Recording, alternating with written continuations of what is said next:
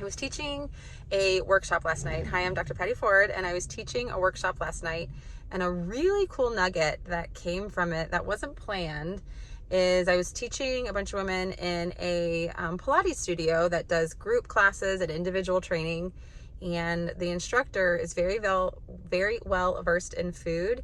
And the thing that she loved the most that came from the discussion was what you eat, whether that be macro-based or food group-based or, ingredient-based. That's going to evolve depending upon your life stage, your needs, where you live, your community. But how you eat, that can be pretty timeless.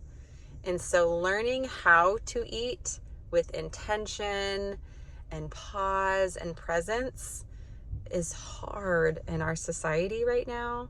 If you can shift to how of eating and really transform those habits, the what of eating will seem more simple.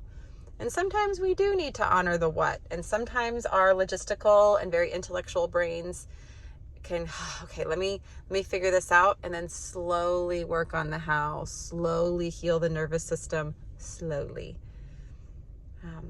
My mentor said we don't want to jackhammer this work.